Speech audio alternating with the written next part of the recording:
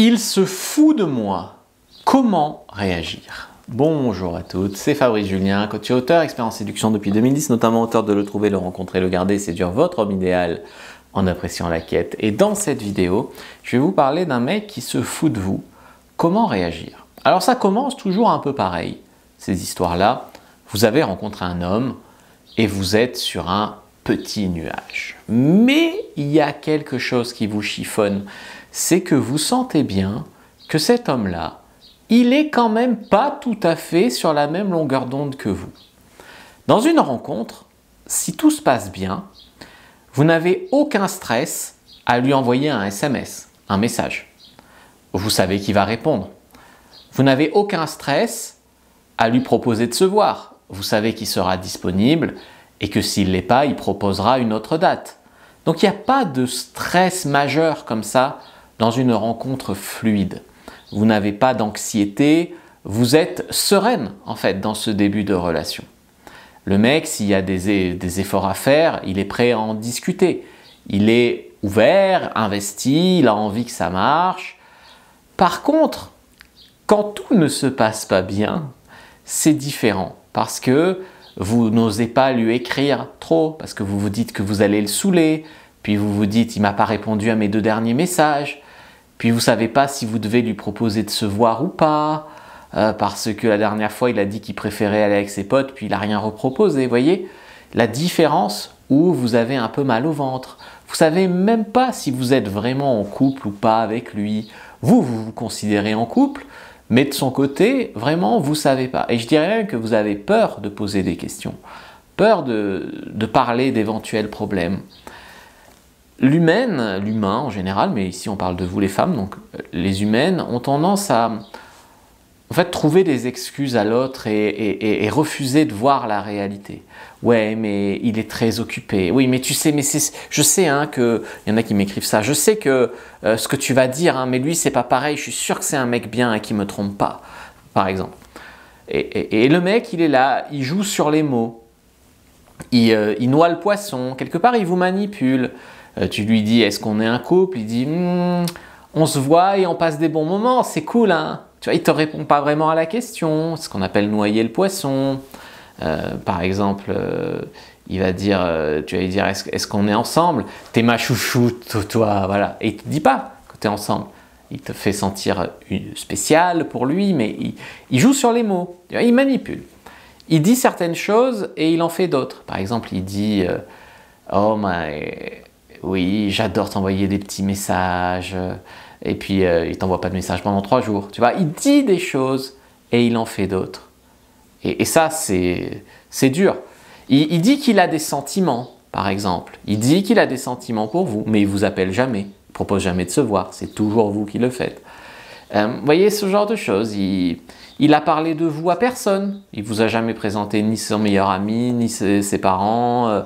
Et il ne vous envoie jamais de SMS pour parler de la pluie et du beau temps. S'il vous envoie un SMS, c'est pour dire « je peux venir chez toi à 23 h ce soir ». Tu vois. Et il vous a interdit, alors celui-là c'est beau, il vous interdit de passer chez lui à l'improviste. Ça, je le tiens d'un pote qui avait 2 copines en même temps. Bon, il a le droit, je ne juge pas. Et du coup, une de ses copines, eh bien, il lui dit qu'elle n'a pas le droit de passer s'il ne lui a pas dit de passer. Parce qu'il a peur que ça se croise quoi, chez lui, tu vois. Donc, tu vois, ce genre de choses, ça devrait quand même vous mettre la puce à l'oreille. Alors, ça veut dire quoi? Ben, ça veut dire que vous êtes finalement comme un plan B. Il vous dit des mots doux, mais il n'est jamais vraiment dispo. Donc, sûrement qu'il voit d'autres filles, mais vous rationalisez en disant qu'il travaille tard tous les jours, que c'est un mec sérieux et qu'il a besoin que tu lui fasses des petits gâteaux. Tu vois comment on passe vraiment à côté de l'essence du truc. Souvent, les femmes, elles vont essayer de s'imposer, mais d'une manière qui ne fonctionne pas. C'est-à-dire qu'elles sont avec un mec qui est fuyant, qui se fout de leur gueule, hein, et elles vont forcer la relation pour se sentir en couple. Mais ça ne va pas être fluide. Tu vois, elles vont essayer de faire le forcing pour le voir 1 fois par semaine, par exemple. Donc si elles doivent supprimer leurs cours de danse, leurs cours de yoga, renoncer à voir leur copine, elles renoncent à tout pour le voir, à sa disposition, à sa convenance à lui. Elles forcent vraiment la relation pour le voir. Elles le savent au fond. Elles n'envoient pas trop de messages parce qu'elles savent qu'il ne répondra pas, mais elles ne veulent pas voir qu'il ne répondra pas. Elles ne veulent pas lui demander d'envoyer un petit message de bonne nuit tous les soirs. Elles ont peur, au fond. Elles savent qu'il y a quelque chose qui ne va pas, au fond. Inconsciemment, elles le savent. Est-ce que ce mec se fout de vous? Je ne veux pas dire oui à 100%, mais sans doute. Dans tous les cas que j'ai vus en coaching, quand il y a anguille sous roche, il y a anguille sous roche. C'est de très rares exceptions. Le mec, il te considère quand même comme sa copine, mais il y a quand même un truc dont il n'est pas sûr, mais il ne sait pas comment t'en parler, tu vois, ce genre de choses. Mais à part ces rares cas-là, où on peut crever l'abcès, il faut crever l'abcès, dans les autres cas, le gars, il te balade. Il couche avec toi de temps en temps, c'est très confortable pour lui, puis pendant ce temps, il voit d'autres nanas. Puis comme il t'a jamais vraiment dit que vous étiez un couple, il n'a aucun scrupule à faire ça. Donc, si vous voulez lui laisser le bénéfice du doute, vous pouvez. Mais il y a un moment, il faut le confronter. Il faut lui demander clairement. Alors, là où beaucoup de femmes ont tort, c'est qu'elles rencontrent un mec depuis une semaine et elles lui disent « Alors on est un couple !» Non, au bout d'une semaine, vous n'êtes pas un couple. Mais entre 3 et 6 mois que vous fréquentez un homme, vous devez savoir où vous en êtes. Et s'il y a des choses qui ne vont pas dans ce début de relation, par exemple, il ne vous écrit jamais de message, ou c'est toujours vous qui proposez de se voir, ou j'en sais rien, ou vous voyez que pour baiser, vous sortez jamais faire des trucs de couple, eh bien demandez-lui de corriger ce qui ne va pas. Et ne vous contentez pas d'un oui-oui. Regardez vraiment les actes de ce qu'il va faire. Voilà. Et un mec qui n'envoie pas de SMS entre 19h et 8h du matin, il y a quand même des chances qu'en fait ce soit un mec marié. On est bien d'accord.